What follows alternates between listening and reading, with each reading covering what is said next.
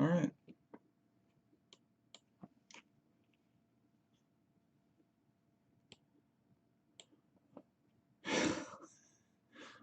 Hey, Los. Um, is Halo going to kill someone yet? Um, Look, this is definitely a not for kids stream. We would not need to talk about things like killing and things of that nature. But Halo is not going to be killing someone in this chapter. All right, that's all. That's all. That's all I can say. In this chapter, you know, no one is going to get a Halo. All right, so let's do this. Yesterday's stream was essentially all about sound effects, right? And this it will be, the same. We have a few more pages to go through to add sound effects in, and over time, when I was working on, well, wait, but what about Homeboy that faded away from that kick? Well, the story never seemed to go back to that character yet, so you gotta like keep reading to find out what happened to that character. But maybe it'll pop up again, could possibly be walking around hanging with his friends, could possibly, something else could possibly happen to him. We don't know yet, so stay tuned. You know what I'm saying? We'll find out. But yeah, in the previous stream we were talking about sound effects and their effectiveness and whatnot, that you could like how you could use them the best in the panels that you were going to do. So we still have a few more pages to get through in this chapter before like I'm gonna start working on like I would say like the roughs for the next chapter. I'm getting everything else together for this chapter. But yeah, so um, in this panel here, or maybe I should start off with the previous content a little bit. So in the previous pages, was around here. We had done 6, 7, and I think we worked on 8 and 9. Yeah, usually by hand when I'm working on these pages, when I'm penciling and everything, I make the decision whether or not I'm going to add in the sound effects by hand or not. And it's very crucial to figure that out because if you do it by hand, now you have to make sure that the letters that you're putting down for the sound effects are very legible. If you do make a mistake, you will not easily be able to clean it up. The best thing I could possibly do is erase very well, or I could use whiteout, right?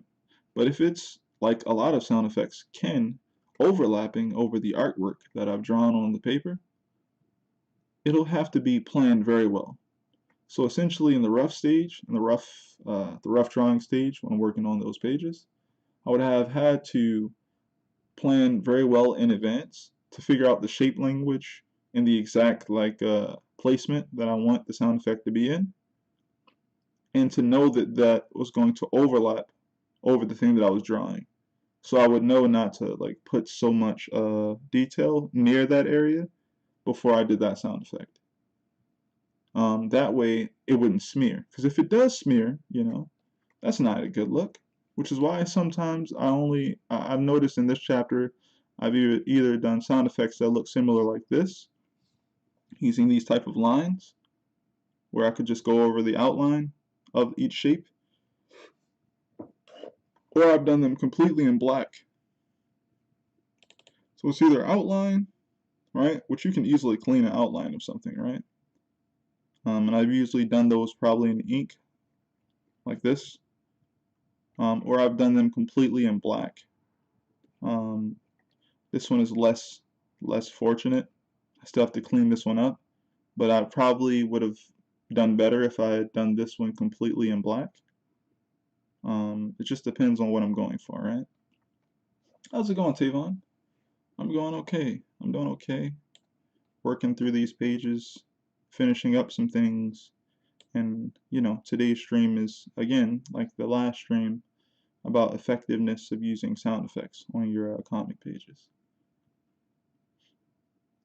So, yeah, so we worked on this page previously as well. Got some sound effects in there.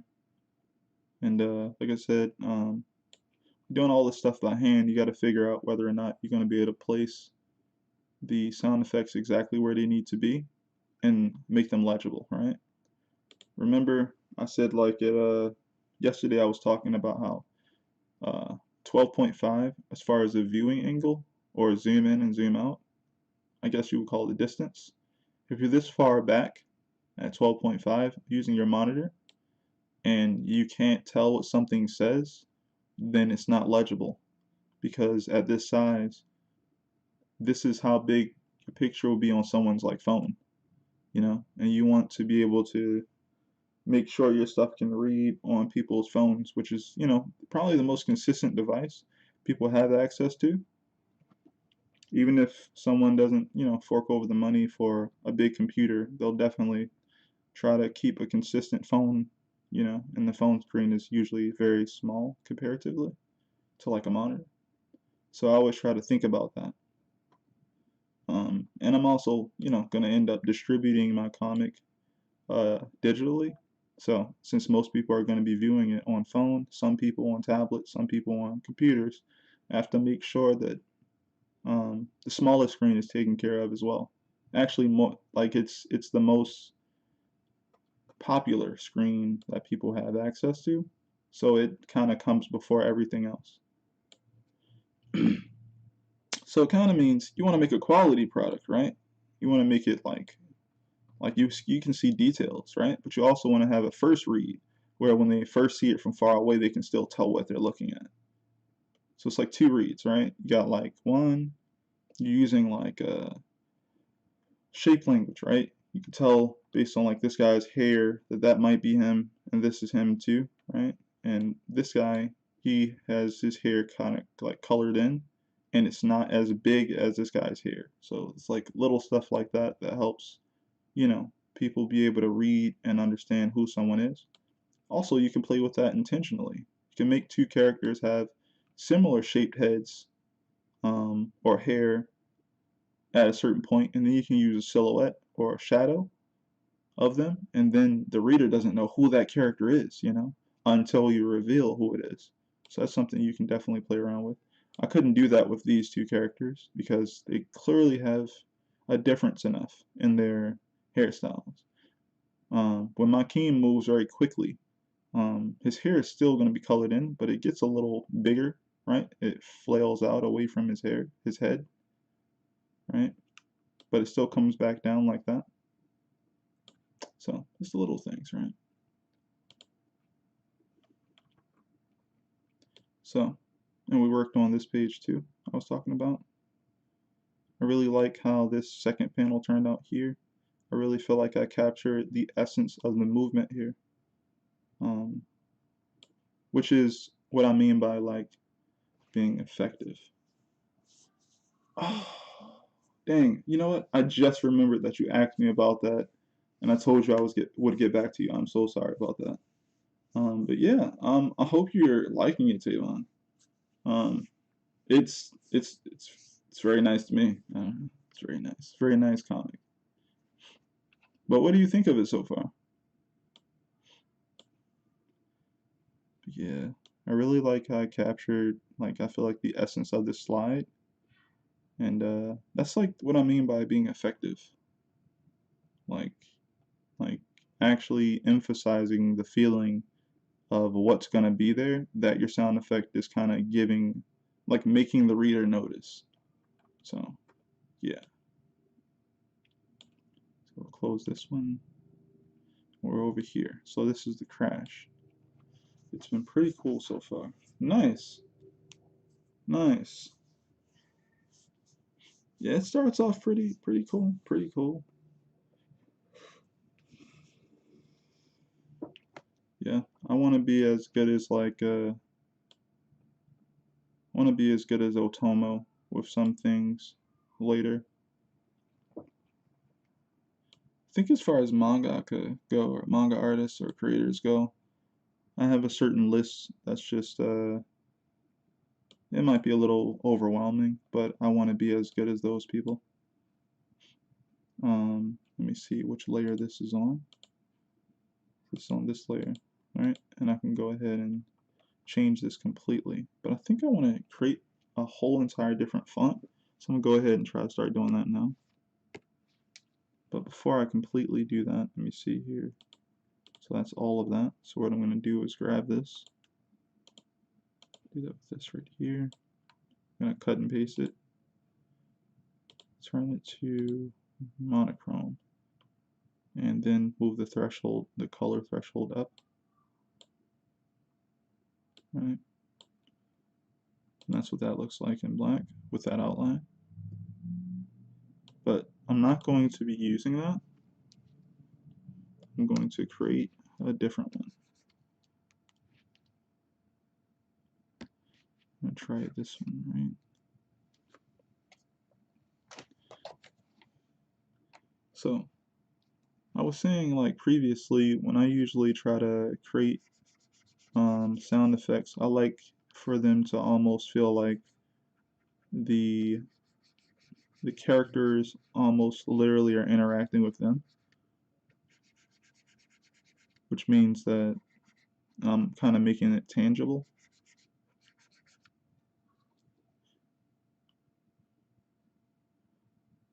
You know what? A part of me likes this one a little bit because the way I have those lines set up, they almost feel like they're shaking.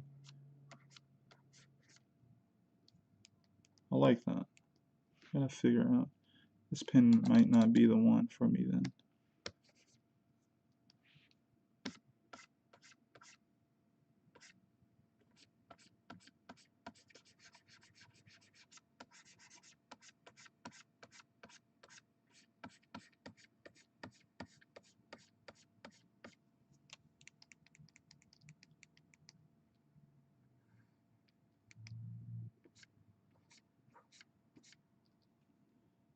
So that's kind of like the feeling I want to go for. The feeling of kind of like, I guess almost like an earthquake, right? Things should be shaking. Things should be, you know, crashing into one another.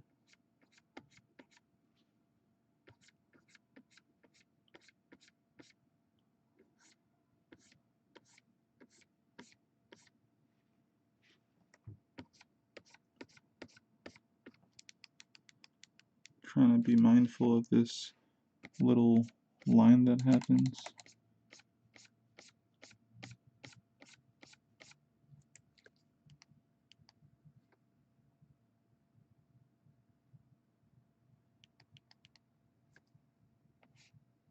Alright, and if you go slower, that happens. Okay.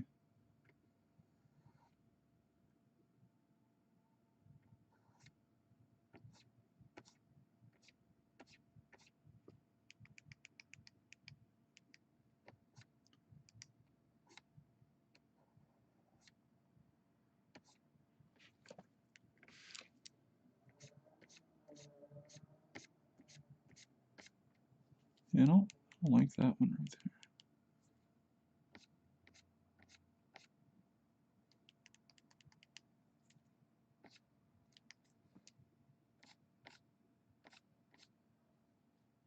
there. Okay, that's something.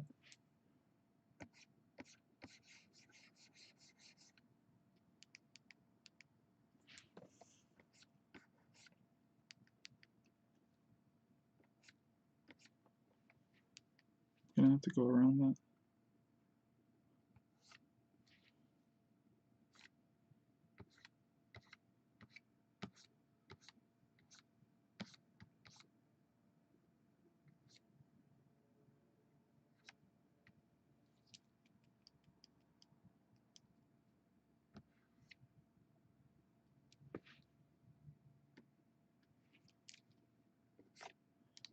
So all I'm gonna do is take this and manipulate it a bit.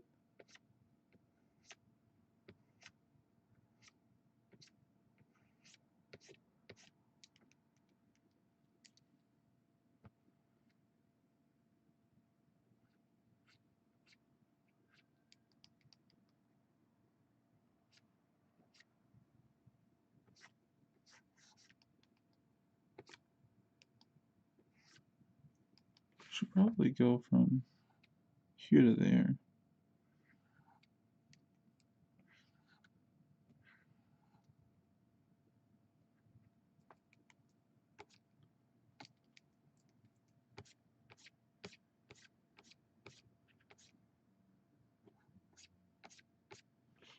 So now I'm going to take a different pen, because, you know, that pen was doing a great job, but I feel like if I use a different one, it'll be better. So I'm going to clean up these effects a bit more. Want them to kind of look similar to this one, so I'm going to put some elements of that in there.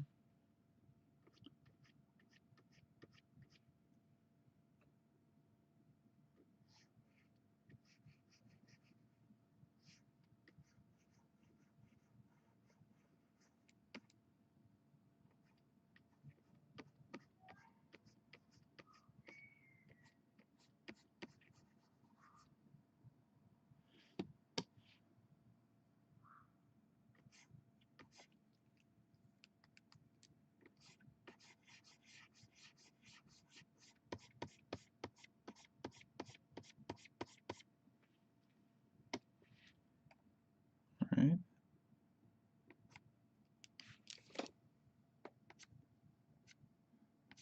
Like how there's these little parts in between. I'm going to try and get some of that in there. If I can make it look convincing enough. Should be a bit smaller, actually.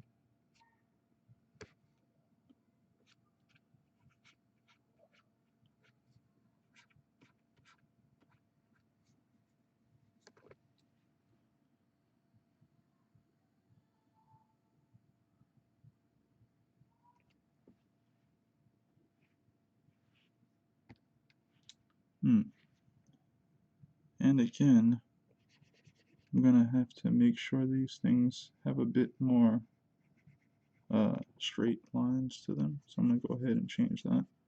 I was saying in the previous video that I did yesterday, you want to make something feel strong or powerful, at least sound effects wise. A good way to think about it could be just using shape language. Straighter lines you use, gonna make it feel more sturdy. You know, it basically puts your mind, you know, in a place of like, what do you think of when you see this type of line type thing? When you think of a triangular line, you could think of sharp lines, you know, very sharp lines, which, you know, they, sharp things cut you, things like that. Round things are soft most of the time, or supposedly, right? So I kind of want these things to have some form of sharpness to them, but also straight and sturdy.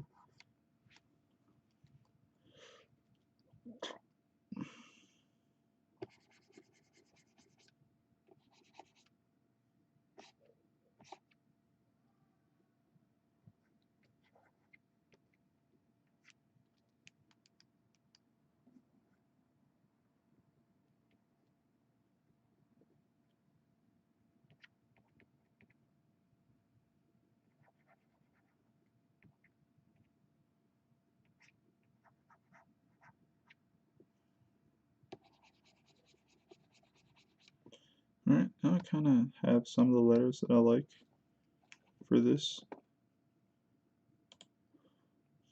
So now I'm going to just use the lasso tool, kind of move them where I want them to be. That should be a bit closer.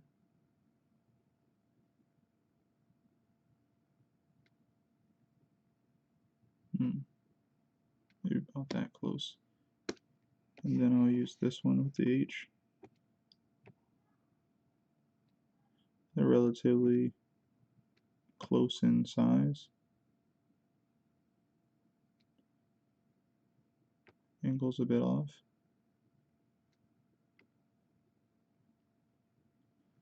Okay, cool.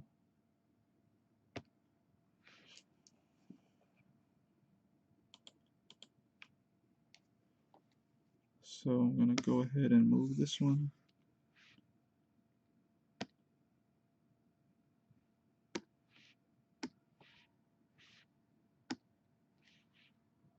I thought that was cut and paste. I must have clicked copy and paste.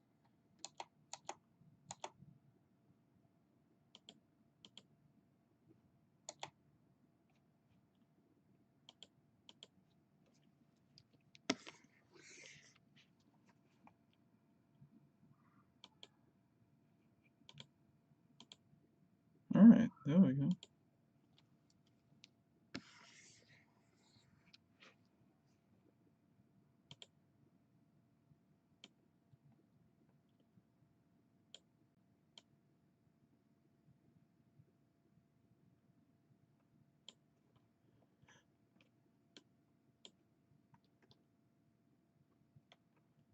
Yeah, still don't like that completely. Right? Now, even though I worked on that like that, does it really work the way I want it to?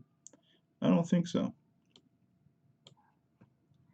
Just being honest with myself. This here looks a bit better. So, if that's the case, maybe I can take this and salvage it, right? So, let's go ahead and see if we can add some things to it, because we already said it had some elements that we liked. So what we need to do is add something to it.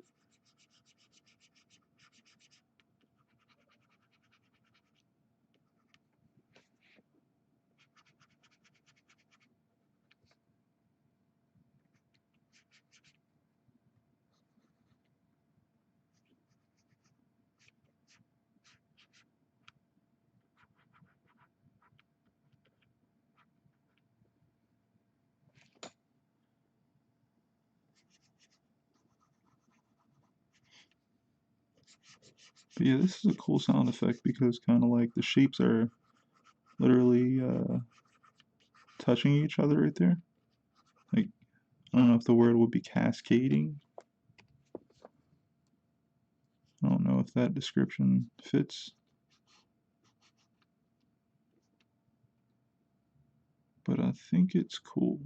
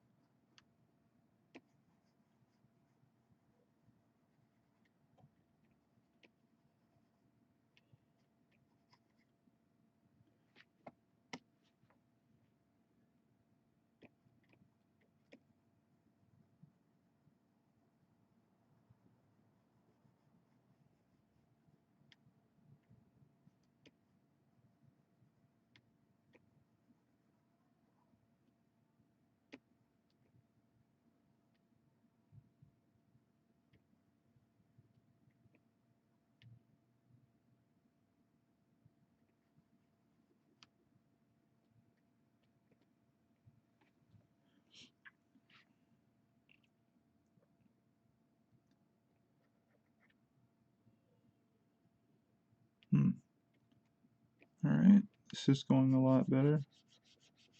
I think so.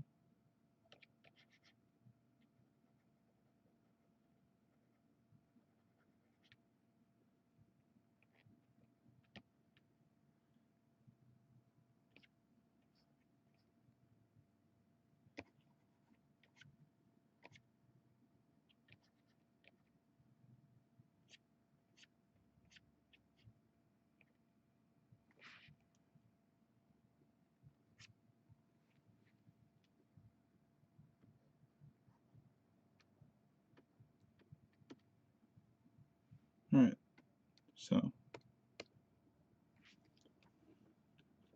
cool. What I'm going to do is I'm going to grab this H and try to put it a bit closer to the S. So this is on the left, this is to the right. I'm going to move that to the left and put this on the right. Have to move that over a bit.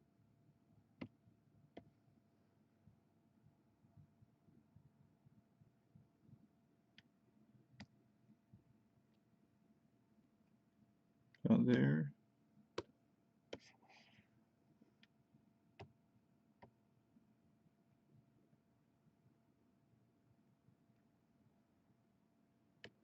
Cool.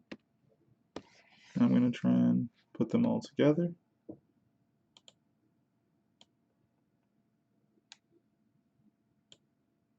I'm going to angle it a little bit.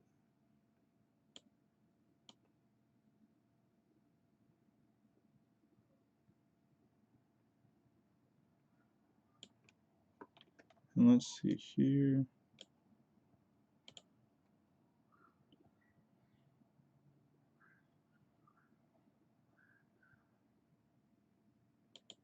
Yeah, I think that works pretty well, actually. We have something dark on this side and on that side. Keeps us trapped over here, right? We have this hopefully bringing some contrast to this area, which leads you straight down. I guess I could put a hit spark like right underneath, but I hopefully don't need to. I hope it kind of leads you down, and then the angle and the motion lines that we have here hopefully work well enough to go from, you know, small to big.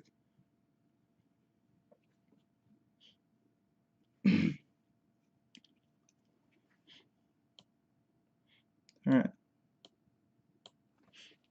what else do we have here? We have, okay, so I was gonna add little sound effects here, but I'm gonna have to look up something there, because when it comes to like a repeated attack pattern, I've never really found anything that worked really well for me, because I like distinct sounds. So to have a repeating sound, it either has to make the same sound or a different sound. And I always like it when they have a little different sound, because not every punch that's being blocked or every hand attack that's being blocked will sound the same, you know.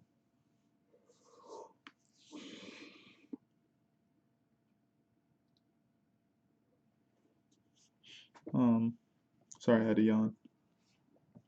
But not every one of those attacks will sound exactly the same. So I usually think about like, oh, like it would be cool if they had different sound effects for each attack. But every time I draw those down, it's been some time now. Every time I draw them down, I end up not liking them over time. I almost feel like they work comedically more than sounding good, like when you read them. So I'm gonna have to think about it more. So it'll be something I do like right before the chapter is done, or either before I put out the volume, right? Where I've had more time to think on it and do more research and see if I want to change it or not. Okay, so we know that works. Now, here's the other one. So we're gonna go ahead and turn that off and delete it. Delete layer. Still there, right?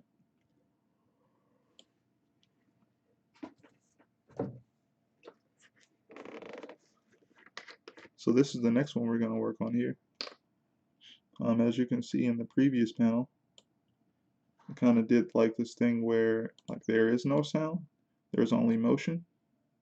So to keep your brain, you know, transfixed or focused on the motion that's happened, there is no sound. I try to do my best to make the hand pop out a bit more with the motion going forward.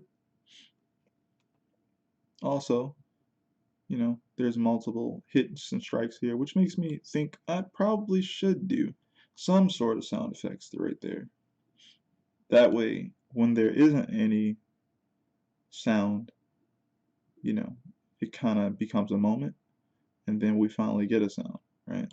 There's no sound for him grasping this guy's arm, but there is a sound for him readying his punch. And it just so happens that when he clenches his fist, it kind of cracks his knuckles, you know?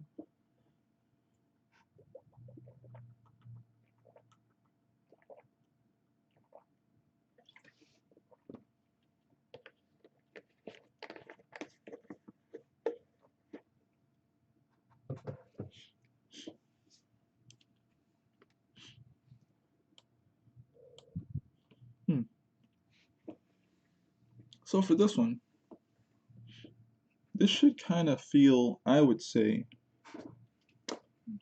triangular, right? Because it's not as like heavy of a sound. It's more of a snappy sound, right?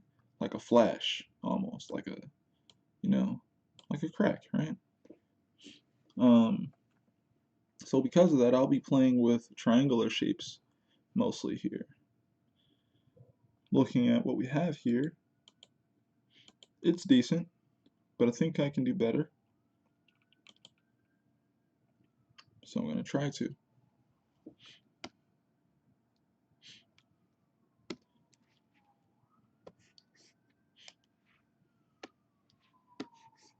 Alright, so I'm going to go ahead and get started on this one. See here, put this at about 10. Fine.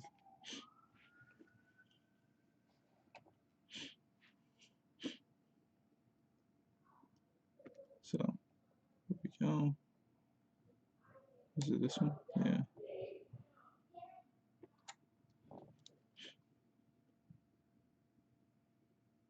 Actually, I wonder, can I make this line smaller? Start building these up a different way.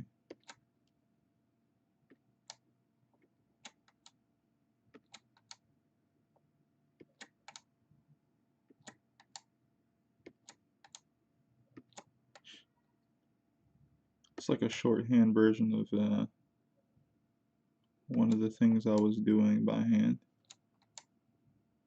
when I was doing the sound effects. I was like, I wonder if I could do that.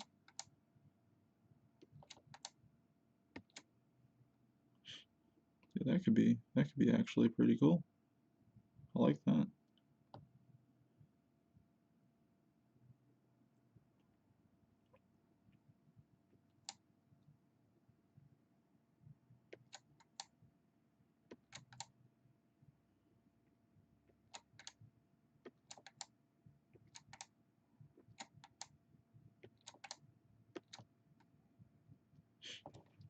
I like that.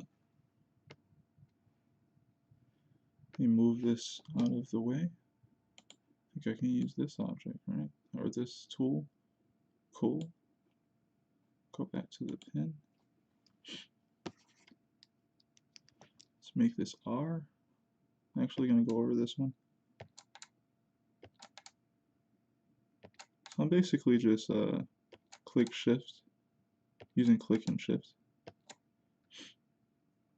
Alright, so obviously this one's going to be difficult, but honestly, since I'm trying to make it triangular, I'm going to actually try and do that completely here with this part of the letter. It's kind of basic.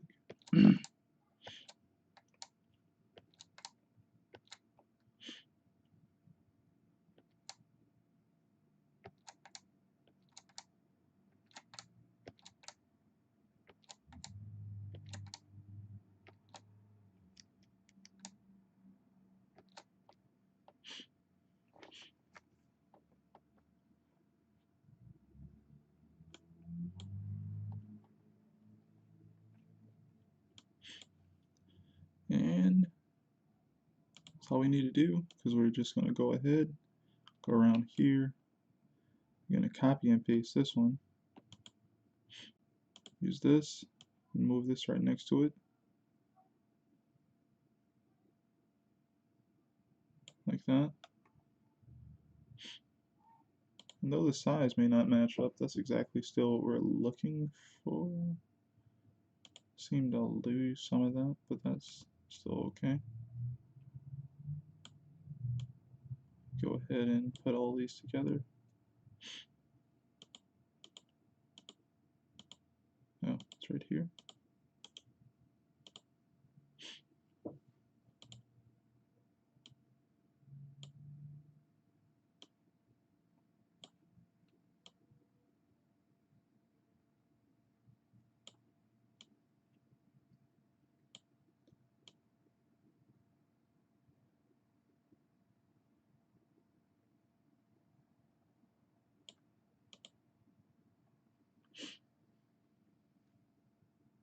Get rid of that. Let's go here.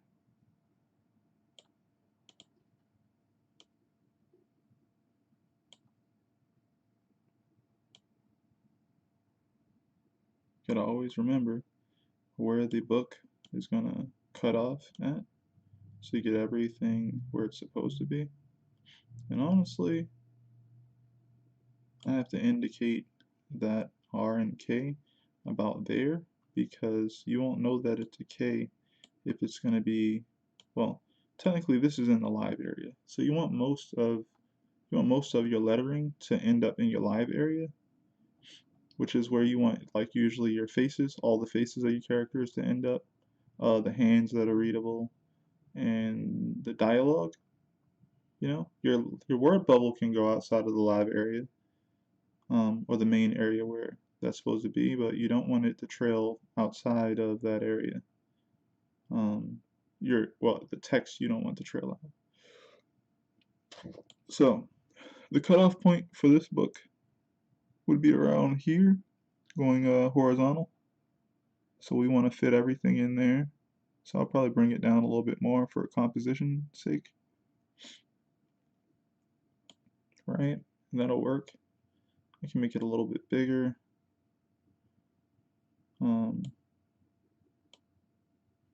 Put it closer to where I wanted it before. And we can still tell that that's a K because we won't lose anything there. Turn that back there. Now, see, the interesting part about this is what I'm learning is when you take a layer that has, what is this, called border effect turned on, and you take a part of it and you copy and paste it and stuff like that, the border effect is now stuck on there. It's not just what you drew, it's what you drew and that border effect. So if you want to add another, like if you add a border effect again, it'll just add to the border effect that's already there. So it'll become even thicker than if if you wanted it to be perfectly a certain border, like a certain size border, you're not going to be able to get that because you've already kind of stuck yourself with like the previous border that's there. So you always have to be mindful of that as well. So where was this? Here. Is there any other effect on this page that is purple that we need to be there or not? Nope, nothing else. So it's this one. Nope, not that. This one. Okay, so we'll go ahead and delete this one. Now we have this sound effect here. Alright? Now, remember also, if you try to do overlay on type of black, it's still going to be black. Because you're going to see straight through it, right? It's going to become more transparent is all. I think overlay works best when you're putting it on top of something that is, I guess, like mostly white, but has like some black lines going through it and stuff like that. So we're going to try and do that real quick. Let me see if I can remember how to do it. So we're going to duplicate it. Oh, it seems this isn't even rasterized. I'm going to rasterize first. We're going to duplicate this layer. Normal goes on the bottom and overlay goes on the top.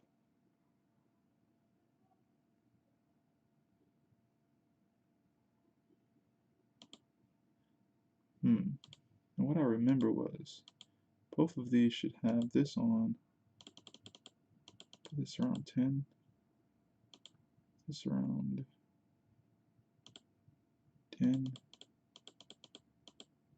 Cool. Now what I'm going to do, go to normal and change the opacity. Right. And that's what that looks like. Yep, I like that. Go to 70 real quick. So we put it at 70, it gets that dark. I don't really want it to be that dark. I'll put it around like 60 looks good.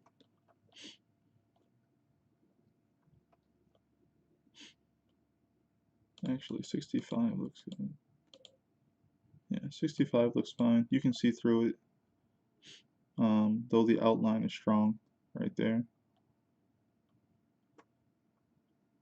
Yeah, I like that. Looks pretty good. We have like these little broken sticks here, kinda, right? That's kind of what I was going for there, and it kind of gives us this snappy like feeling to it, I guess. It works okay. I could do a little bit more, but it's relatively effective. I think the only thing I'd like to do is make things more angled, right? I feel like the K's are angled well. This R could be better. So maybe I can go ahead and try and do something with that. Let me see here. If I have both of these lined up like this and this, what I could do is take this polygonal tool and maybe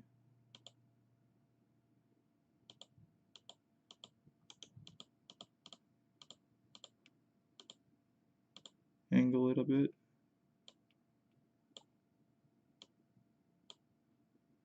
Zoom out. Yeah, that K is actually not good. It's directly on top of this line as well. So I might want to change that also.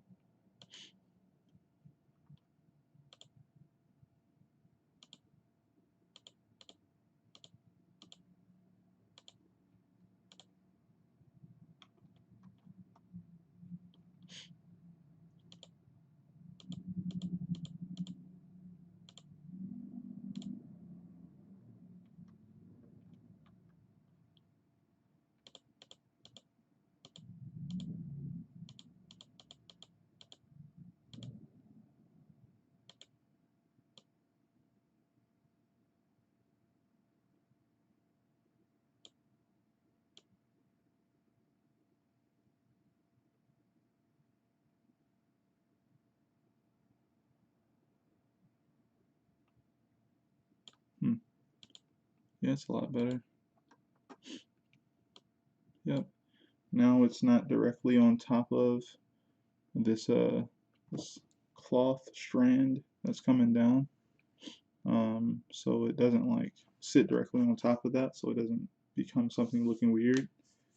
So you can clearly see that one's a letter and the other is an outfit. You know, they're not like combining. And the other K is fine as well. The R needed some work, but we changed that. So again, from about 12.5, can we read it? Can we see these sound effects well? Yep. Maybe this crash here could be a little bit bigger, just a little bit bigger.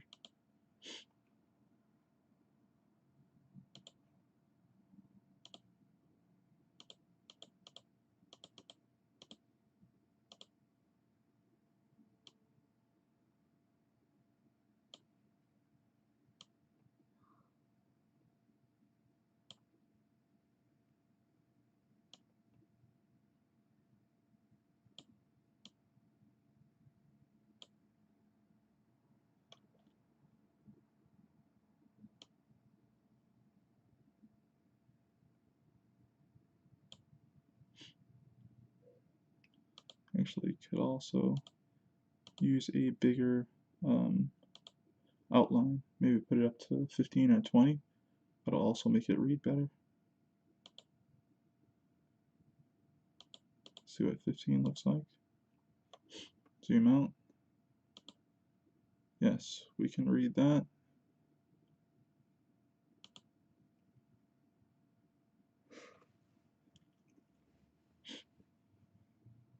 Yeah, so we can read those sound effects well at 12.5.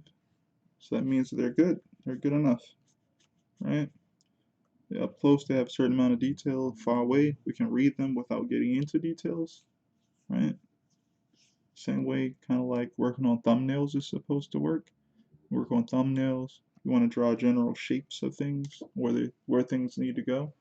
You don't need to get absorbed by the details that you have to put on each character because you're not trying to draw down details. Trying to create compositions that read well. Um, Once you get all those things, that read well, you go ahead and then worry about details because the placement has already been kind of chosen and you already know that they work. So on this page, I have Halo getting punched here, right? I was always wondering, should I add a sound effect here? And if I did, where exactly would I place it, right? I already have a sound effect down here of when he's sliding back. I'm kind of okay with it, right? It could be better. It could be worse. Thinking of grabbing it and making it darker. So I'm going to just start that now.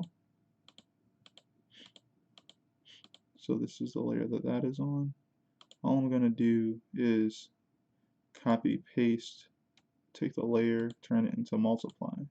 So that since it's sitting on top of itself, it'll just become a darker version of itself.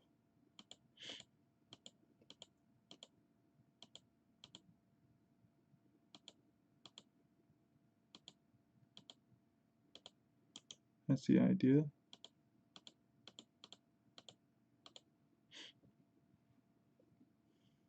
Copy, paste.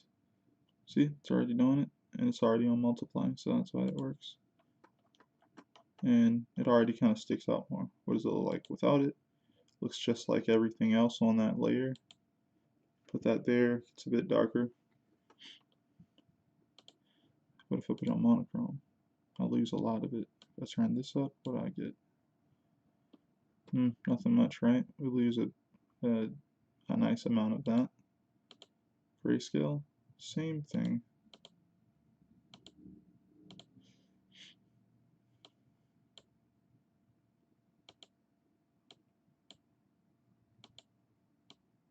It's interesting that it's not even changing there.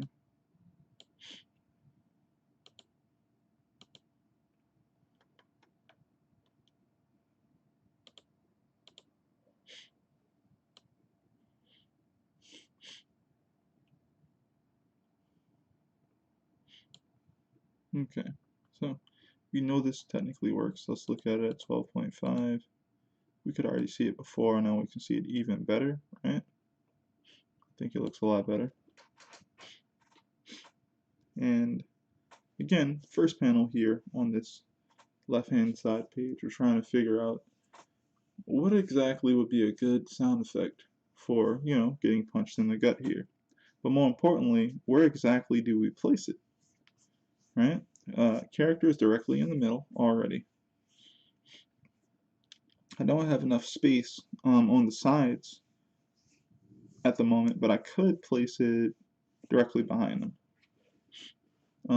One of my favorite things that I learned about doing sound effects is that a lot of the times when I was looking at comics, or at least manga, those style of comics, that they would end up placing the sound effect right above the action, So before you even saw the action, it's almost like it told you how the action was. Like it's like it was like it was a description of that action without actually being that. So it means as soon as you saw it, you already kind of got like a confirmation of what actually you're supposed to read it like. So that's pretty interesting, I think. So here's some ideas, right?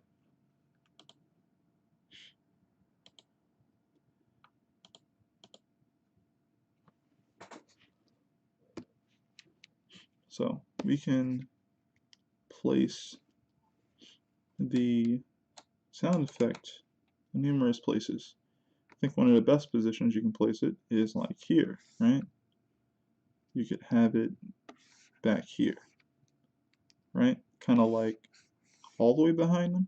Whereas though, if it overlaps with his hair, you just erase it, right? Or it's actually behind him. The problem with this, honestly, is that it's going to, well, actually, no. Alright, so you got behind him. Yeah, behind him.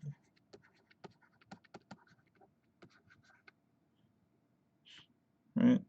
And you have around. Well, you have middle, right? The middle sound effect.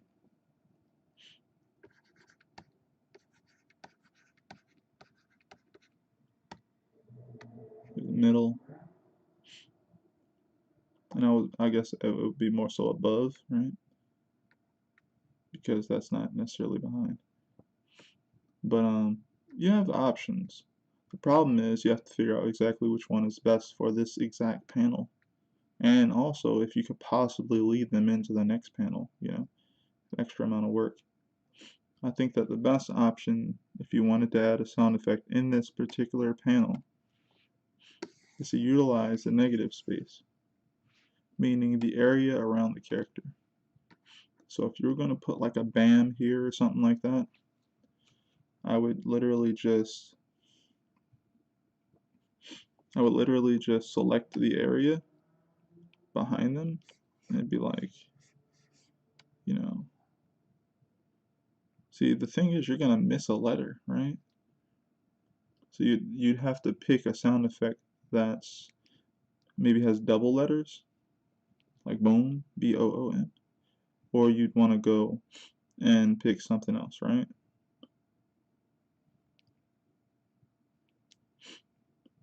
So what I'm thinking is a good sound effect for a punch.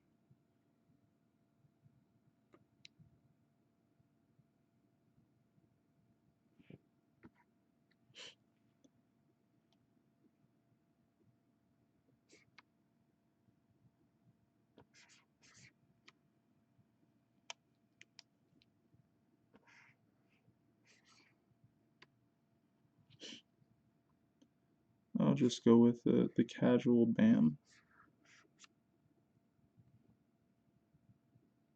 I think that could be cool.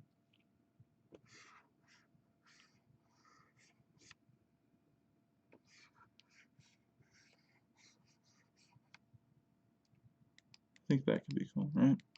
Now I have to figure out exactly how I'm going to have it. Actually, you could put this and overlap it. I just realized that. You could literally just...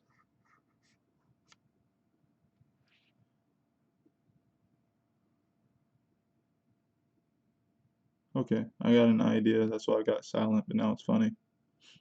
I'm like, ah, this is funny.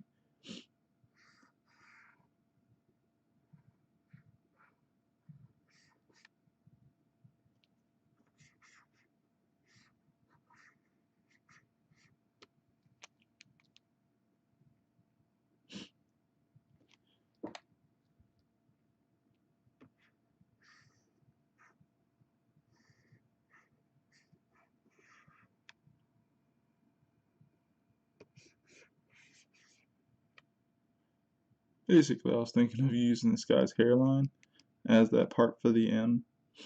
It's just fun, right? But basically, I want to do a thing where it kind of spreads out from the center, where it kind of does something like this, right?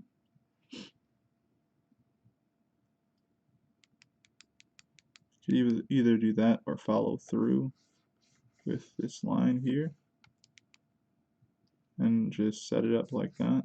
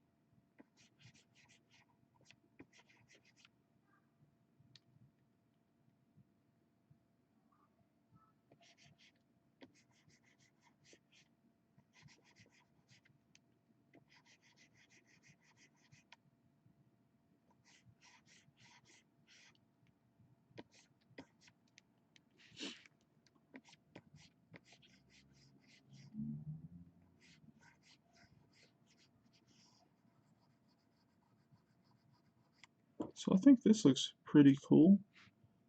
So what I'm choosing to do is put the sound effect directly behind the character who got punched, and I kind of almost scrunched these letters together, almost like they got hit too.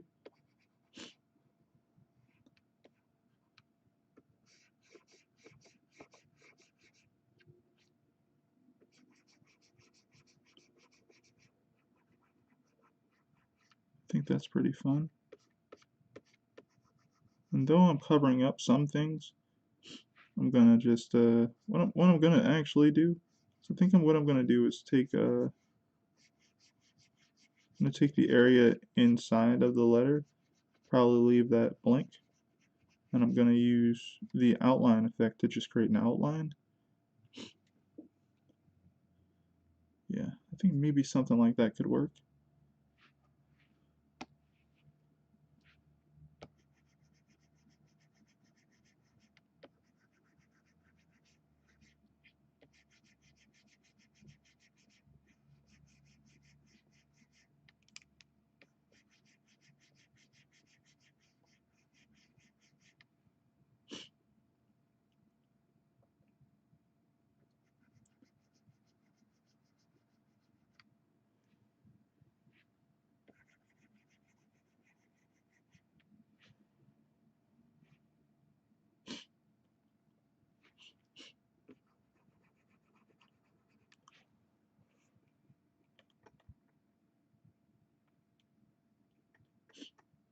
Alright, so let's see what this looks like. If we turn this into, wait, gonna have to, oh, it's not rasterize.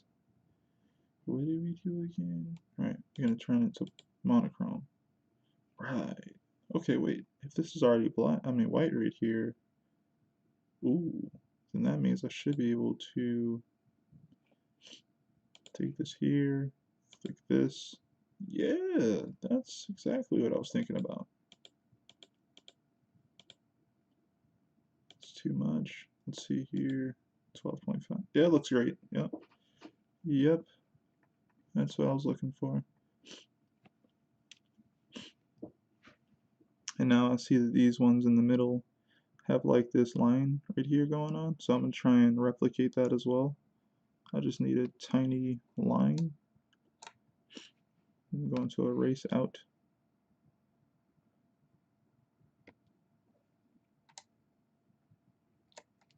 Oh, is that too much?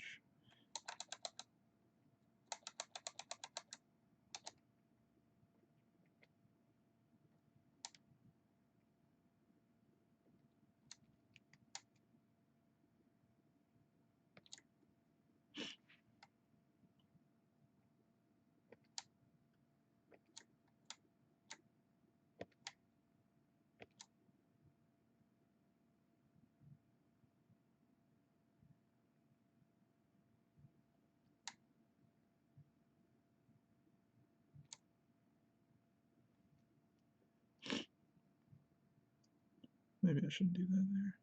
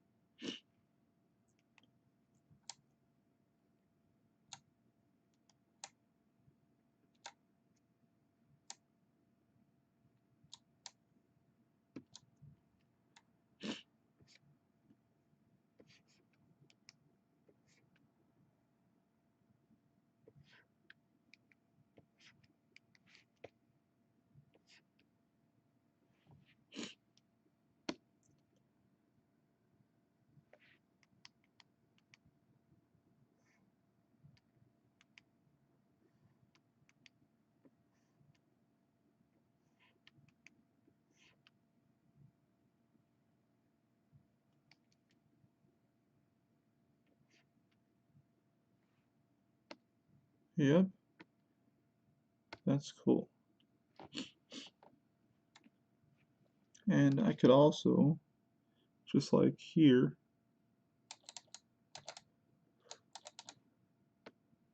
these little debris effects that I have going on, on the outside there.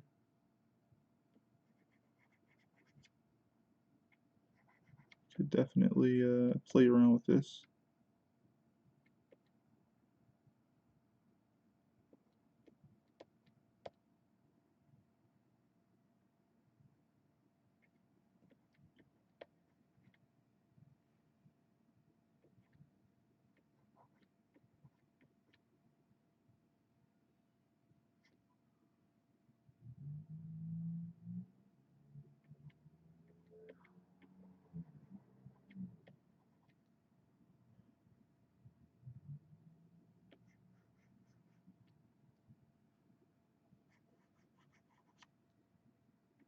Right? Isn't that cool?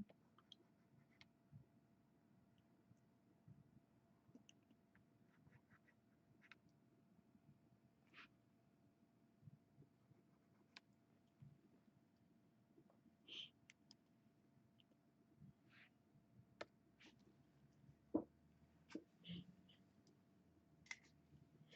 think that's freaking cool.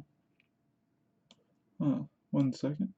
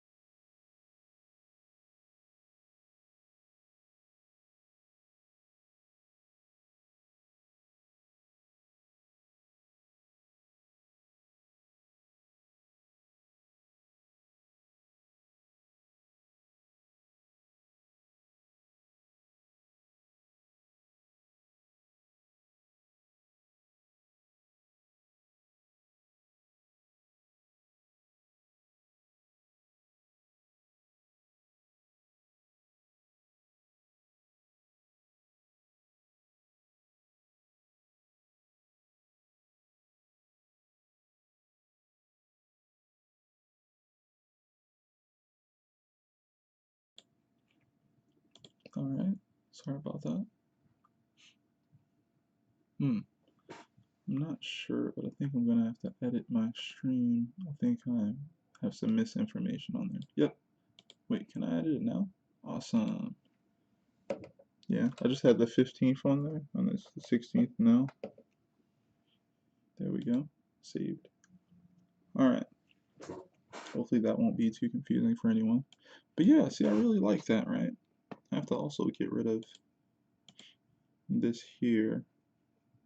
But I'm also okay with how it trails into the next panel. I also kind of don't like it. So I'm going to go ahead and get rid of it, see what it looks like. I'm going to have to actually get rid of it to the point where as though the line work for the frame is in front of it.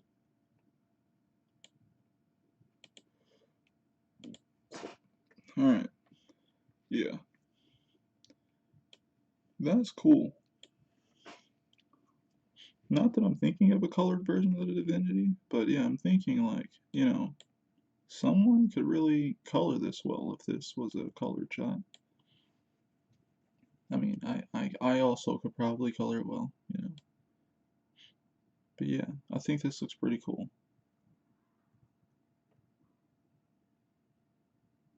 What is this? Something I missed? Yes. Alright, we have the slide back.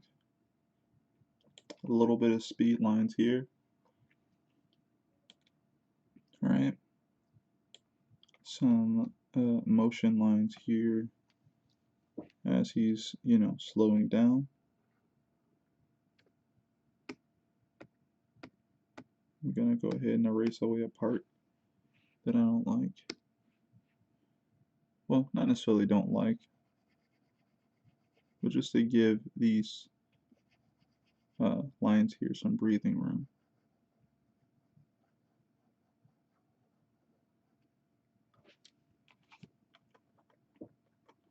Right?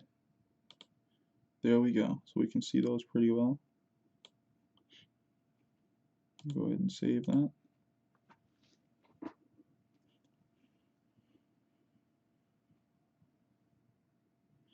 Alright. So, Let's see, do we have anything else we might want to add sound effects to? Yeah, there's only one thing I could think of, right? And it would have to be maybe pages 18 and 19. And it would basically be when they're running. There's this little horizontal panel. Well, these two horizontal panels where they're running. About right here, right? But I almost feel like they work really well even without sound effects there. You know?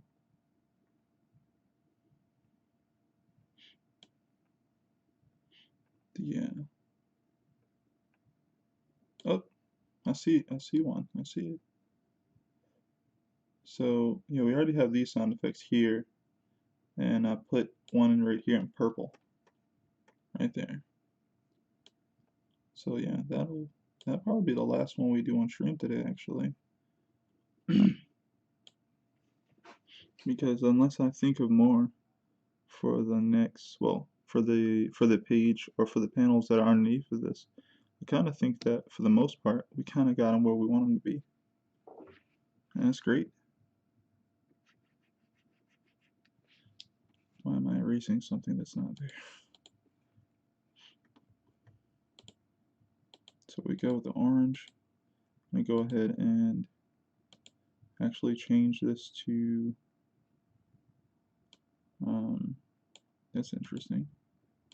Oh, what did I do now? I must have, time to undo. Let's see what happens. I don't know if that will be something undoable. Oh, okay, it is. Cool. Alright, so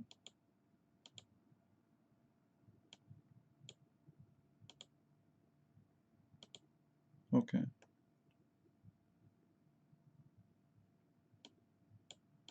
Change that to monochrome. Go ahead and turn up the color threshold. And all I'm going to do now is I think erase away some parts. Because again, for the most part, it actually works already.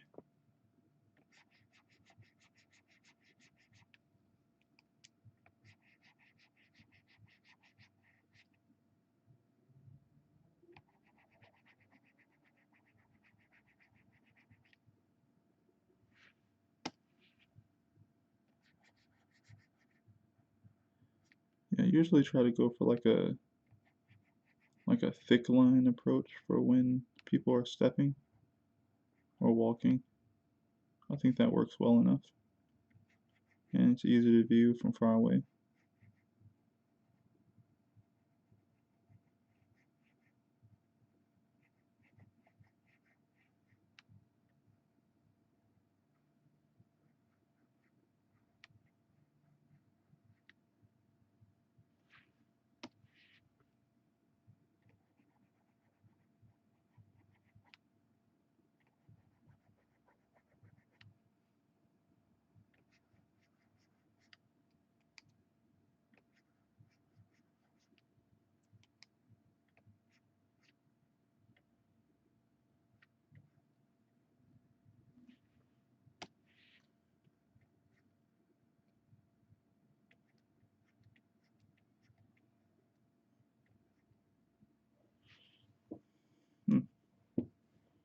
Alright. Now all I have to do is move it. Like I said, I usually like to have it directly over top. I like to have it over here near the edge, but it actually might fit better near that edge.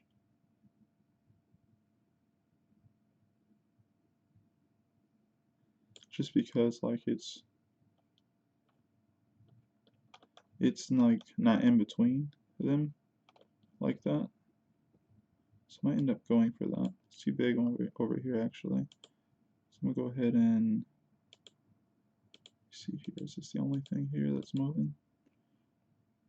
I'll go ahead and copy and paste it anyway. Or cut and paste it. Alright, cool. Now I'm gonna go ahead and make it a little bit smaller.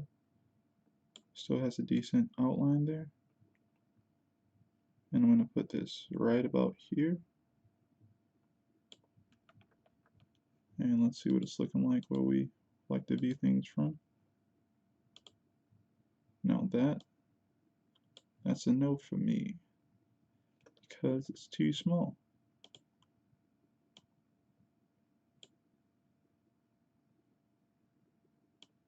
About here maybe.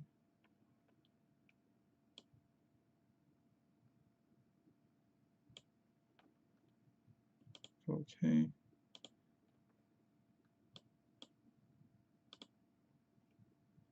Okay, even though it's small, I can kind of make that out. I don't know if I want to go too much bigger than that, but that's usually the rule for me anyway.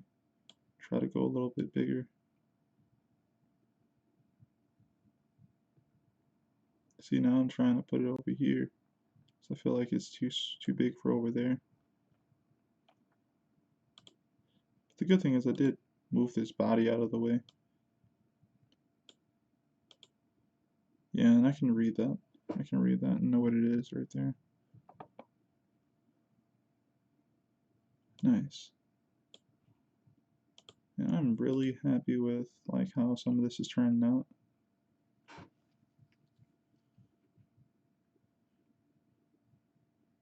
Like I still have a little bit of stuff here and there to do, like image-wise to go, but like for the most part, I have some really nice images that I have looking forward, well, that I'm looking forward to just seeing when they're done, just looking back on it and stuff like that. Yeah. So yeah, this page here was really cool.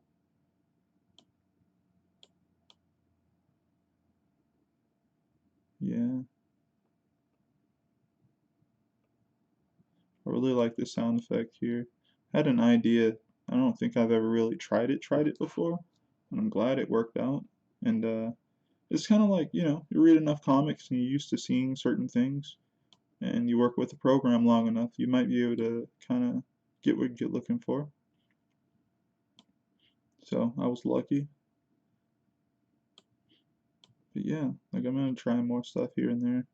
Definitely, even with you guys there, I don't know everything, and it's all about experimentation. When you experiment, you find out new things, and I'm, sharing that experimentation with you guys.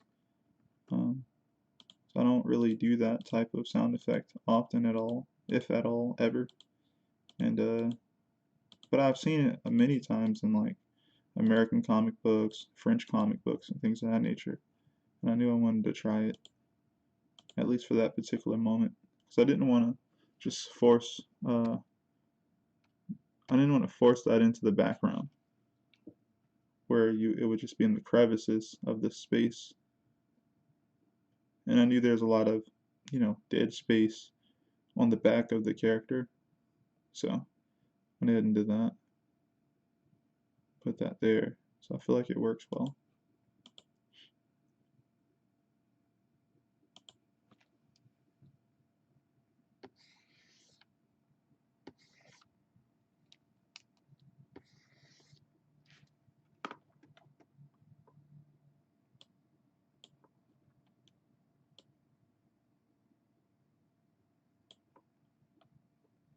Hmm. Let's go ahead and save all this.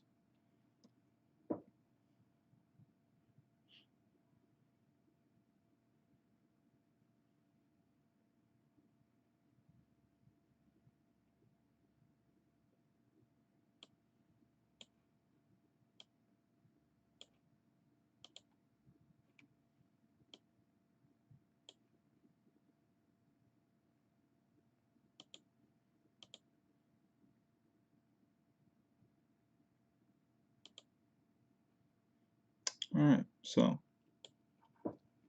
tomorrow's stream is gonna relatively be a surprise, right? One, I'm mainly working on getting ready the storyboards for the next chapter. So I'm probably going to be working on that tonight and tomorrow. If they get done, we'll be working on the roughs, right? If I think that they're good enough to start, I'll be working on the roughs for that chapter coming up. And if they don't get done, I'll just work through some of that with you guys there. Um, if you guys are, fans of the story at all, if you read it, don't worry. I will not be spoiling you guys beyond the imagery, which I guess is a lot, but you won't know the dialogue. I hope that the dialogue and the writing gets good enough to where as though it's a whole different factor, you know, instead of just the imagery. Whereas though I know the imagery is like a selling point and everything, design wise and all that good stuff. But I hope that the writing is good. So that you guys don't even, you don't even care too much about the images. It's all about the words and the images. So that when you guys come through and you guys hang out with me here, that you won't be too bothered that you're essentially seeing a part of the story unfold. Because it's both words and imagery. But but yeah, I'm gonna be working through storyboards probably tomorrow. If I finish them tonight and tomorrow before I stream, then I'll be able to go over them a little bit before you guys get there and we start at 9 p.m. Yeah. Um, but yeah, that'll be cool because I don't think. See, we never really got to work through storyboards together, I think. I think what we got to do was the roughs, right? Usually we go ahead and jump onto the roughs right after the storyboards are kind of done, right? Which means that I've looked over it, I've checked it, I've gone through all this stuff. Um, uh, kind of going through doing storyboards. Storyboards for me are kind of like the most difficult part. Um, Once you know what you want to do with your story, once you know who your characters are, the personalities, that'll allow for a decent, nuanced dialogue to happen. At least for me, right? That's how that works for me. But when it comes to storyboarding, to me, that's kind of like the real comic work. Um, a lot of people see the flashy finished stuff as the comic work. I feel like that's when the artist just gets to do what they're told, essentially, right? It's kind of like, yo, we need an image that does this specific thing. Can you draw it? And it's like, yes. Would you like me to embellish more than that? Not much at all. We want you to really put what the story needs for that moment on that panel, on that page. Can you do it? And it's like, yes, of course I can do that. You know, when you don't, all image making, or most of it is about storytelling. So once you have that story written, and you have it down, you want to go ahead and try your best to tell the story through the visuals, right? And that's why I feel like storyboarding is really the most difficult part because you have a set amount of pages, you have a set amount of space. You have to utilize that space to tell the story of that chapter. And you have to essentially like try your best at drawing these really tiny, compositions which help tell that story. And if they don't read from that tiny vantage point, then they probably don't work being bigger either. So yeah, I think it's very important to be able to do thumbnails. Thumbnails helps your storyboarding out, you know, a lot. And being able to take tiny images and a few values here and there and turn that into something that's able to tell the story well is a really good skill to have. But yeah, I'm going to see everyone tomorrow at 9 p.m. Come through. We're going to not be talking about sound effects this time, but we're going to be going over some of the next material for the Divinity going forward. Um, and it'll be basically storyboarding. I think if anyone wants to learn anything about storyboarding, other than some of the stuff I just said previously, come through. We'll be going over some of the storyboards I probably will already have done and completed, along with working through the rest of them. Or I'll have them done and I'll go over them and express exactly, the drawings that I did beforehand to even lead up to that. So yeah, that'll be pretty cool. So yeah, thanks everyone. I'll see you tomorrow, 9 p.m. It's going to be a pretty interesting stream. Peace.